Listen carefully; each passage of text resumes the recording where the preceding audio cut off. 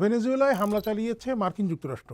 মার্কিন president Donald Trump দাবি করেছেন ভেনেজুয়েলার প্রেসিডেন্ট নিকোলাস মাদুরো এবং তার স্ত্রীকেও গ্রেপ্তার করে দেশটির বাইরে নিয়ে যাওয়া হয়েছে। এই পুরো বিষয়টি নিয়েই আলাপ করব সাংবাদিক সেলিম খানের সঙ্গে। সেলিম খান, আপনাকে স্বাগত। ধন্যবাদ। আন্তর্জাতিক মিডিয়ার মাধ্যমে আমরা অলরেডি ইতিমধ্যে জেনে ফেলেছি যে ওখানে হামলা চালানো হয়েছে, বেশ কিছু সামরিক স্থাপনাতেও হামলা চালিয়েছে আমেরিকা। ট্রাম্প যে দাবি করেছেন সেটির কথা বললাম। এই হামলার পেছনে আসলে মূল কারণ কি হতে পারে, আপনি কি মনে করছেন? দেখুন, অনেক দিন ধরেই আমেরিকা বা মার্কিন যুক্তরাষ্ট্র যে নামেই বলি না কেন, তারা যে ভেনেজুয়েলার মতো একটা দেশে হামলা চালাতে চাচ্ছিল বা প্রস্তুতি নিচ্ছিল, এটা কিন্তু স্পষ্ট। কিভাবে স্পষ্ট? তার মধ্যে কয়েকটা বিষয় আপনি খেয়াল করুন। একটি হচ্ছে যে মধ্যপ্রাচ্য সংকট যখন তীব্র হয়ে ওঠে, বিশেষত ইরান যখন সরাসরি যুদ্ধে জড়িয়ে পড়ে, ইরান, ইসরায়েল এবং সর্বশেষ গাজায় শান্তি চুক্তি, ফলে মধ্যপ্রাচ্যে একটা ধামাচাপা দেওয়ার, যে আগুন জ্বলছিল সেই আগুনকে একটা ধামাচাপা দেওয়ার ব্যবস্থা করা হয়েছে। 2 নম্বর, কিন্তু আপনি যদি দেখেন ইউক্রেন রাশিয়ার সংঘাত, এই ইউক্রেনের কাছ থেকে আস্তে আস্তে কিন্তু আমেরিকা তার নিজেকে সরিয়ে নিতে শুরু করেছিল এবং আমেরিকা ইউক্রেনকে এমন চাপ দিচ্ছিল তারা যেন রাশিয়া যা চায় সেই শর্তেই যেন যুদ্ধবিরতিতে রাজি হয়। এটা ছিল আমেরিকা। এবং সেই জন্য কিন্তু ন্যাটোর তার পুরনো বন্ধুদের, মানে এই পশ্চিম ইউরোপের দেশগুলোর সঙ্গে সম্পর্ক খারাপ করতেও আপনার ট্রাম্প প্রশাসন বা যদি বলি মার্কিন প্রেসিডেন্ট ট্রাম্প, তিনিও কিন্তু পিছপা হননি। ফলে এই করে আস্তে আস্তে শক্তিকে কেন্দ্রীভূত করছিল কিন্তু সে এই ভেনেজুয়েলা, মানে ক্যারিবিয়ান সাগর উপসাগর এই অঞ্চলে, এবং সেখানে রণতরীও তারা মোতায়েন করেছিল। হ্যাঁ, সেখানে তারা রণতরীও মোতায়েন করেছে। শুধু এই কারণে প্রথমে তারা কি, এটা আমেরিকার একটা কৌশল, দীর্ঘদিনের সবাই মোটামুটি এই কৌশলে, যে প্রথমে তারা কিছু নৌকাকে, খুব সাধারণ মাছ ধরার নৌকাকে ডুবিয়ে দিচ্ছিল এবং তারা বারবার বলছিল যে এগুলোতে মাদক চোরাচালান হয় এবং এই মাদকের লক্ষ্যস্থল হচ্ছে আপনার মার্কিন যুক্তরাষ্ট্র বা আমেরিকা। তো আপনি যদি একটা জিনিস হিসাব করেন, যে নৌকাগুলোকে ডুবানো হচ্ছিল তাদের যে জ্বালানি থাকে সর্বোচ্চ তারা 2000 কিলোমিটার পর্যন্ত চলতে পারে। আর ভেনেজুয়েলার সবচেয়ে নিকটবর্তী উপকূল থেকে আমেরিকার সবচেয়ে নিকটবর্তী উপকূলের দূরত্ব 3000 থেকে 3500 কিলোমিটার। তাহলে এই নৌকার মাধ্যমে কি মাদক আমেরিকায় নিয়ে যাওয়া সম্ভব? যুক্তি না খাটলেও আমেরিকা তার গলার জোরে, তার ক্ষমতার দাপটে সে বারবার একই জিনিস বলে যাচ্ছিল। এমনকি দেখেন, এই জন্য কিন্তু আমেরিকা আপনার জাতিসংঘের যে স্থায়ী সদস্যদের যে আপনার নিরাপত্তা পরিষদ, যে নিরাপত্তা পরিষদেও কিন্তু আমেরিকা ভৎসনার শিকার হয়েছে, যে তাদের কথা কেউ বিশ্বাস করেনি। এটা একদম স্পষ্ট। এখন এই করে এই যে আক্রমণের পেছনে আমি দুটো কারণের কথা বলবো। দেখুন, দুটো কারণ। একটি হলো যে ট্রাম্প এই উদ্দেশ্যে অনেক দিনের পুরানো, সেই 1823 সালে তার যে প্রেসিডেন্ট মনরো একটা দিয়েছিলেন, মানে তত্ত্ব। সেই তত্ত্ব বা হাইপোথিসিস যদি বলি, সেই হাইপোথিসিসের ছিল যে আমেরিকাকে বা যুক্তরাষ্ট্রকে তার প্রতিবেশীদের মধ্যে তার প্রভাব বাড়াতে হবে সবার আগে। কারণ সেই সময় যারা ছিল, এই আমেরিকা ছিল হচ্ছে ইংরেজ বা এই ইংরেজ জাতির আপনার উত্তরসূরি, তারা ইংরেজিতে কথা বলতো।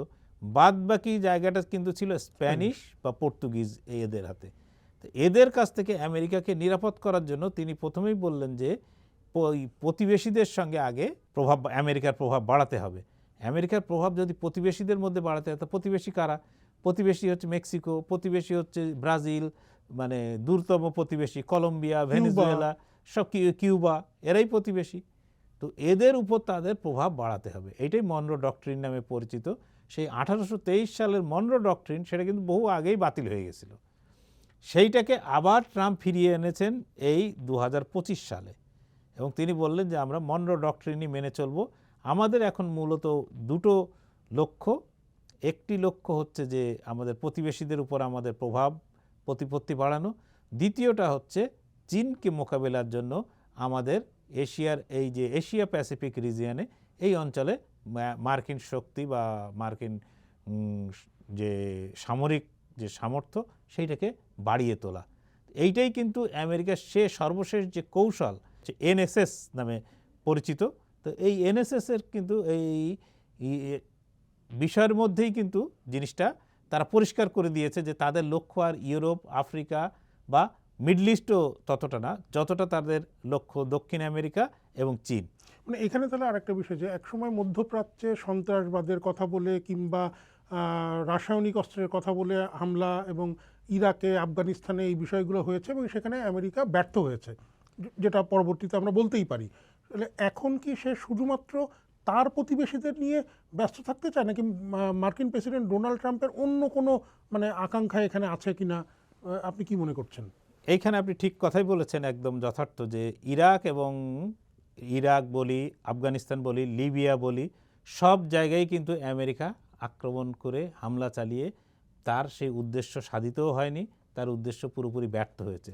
এমনকি সেটা ভিয়েতনামের কথা বললে ভিয়েতনামের জন্যও সত্য। এই অবস্থায় যদি আমেরিকা আবার যুদ্ধে জড়িয়ে পড়ে, তাহলে তার মানে উদ্দেশ্য সাধিত হবে, এই কথা একেবারেই বলা অসম্ভব। কারণ ভেনেজুয়েলা বলি আর বৃহত্তর দক্ষিণ আমেরিকা বলি, এরা কিন্তু আমেরিকার মতো না, বা এই দেশগুলো এইরকম নাও।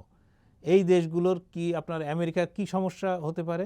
আমেরিকা আকাশপথে নানা ধরনের হামলা চালাতে পারে, সে বিমান থেকে হামলা চালাতে পারে, সে দূরপাল্লার ক্ষেপণাস্ত্র দিয়ে হামলা চালাতে পারে, বিমান থেকে হামলা চালিয়ে সেটা সব কিছু দিয়ে হামলা চালাতে পারে। কিন্তু আপনাকে কোনো দেশ যদি দখলে নিতে হয়, তাহলে কিন্তু আপনাকে গ্রাউন্ডে ঢুকতে হবে, মাটিতে, আপনাকে ভূমিতে যুদ্ধ করতে হবে। ভূমিতে যুদ্ধ করতে হলে কিন্তু আপনার সেনাবাহিনী তখন ভূমিতে নামবে।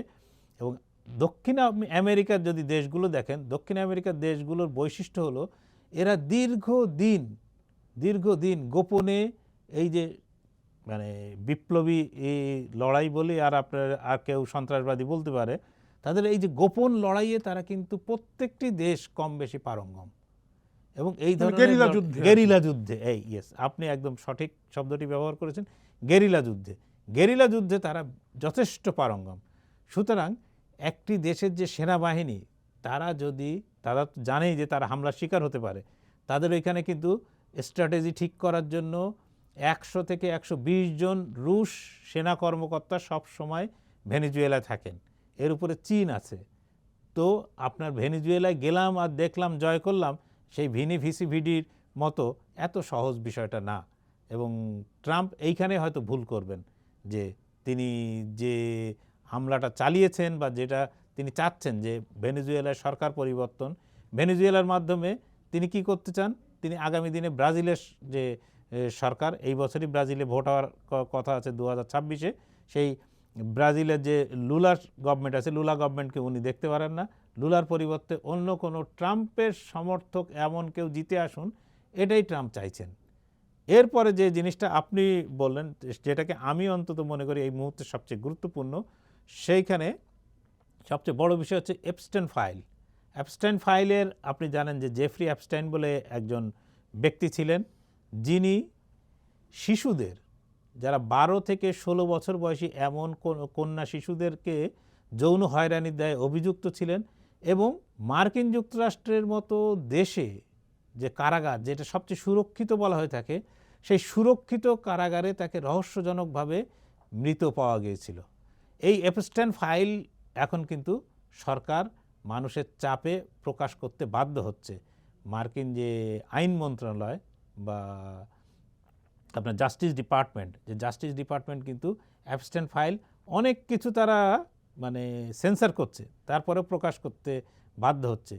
এই যে অ্যাপস্টাইন ফাইলে কিন্তু যে এখনো পর্যন্ত যে প্রকাশ হয়েছে যতটুকু, তার মধ্যে ডোনাল্ড ট্রাম্পের নাম আসছে 600 বার, ন্যূনতম 600 বার।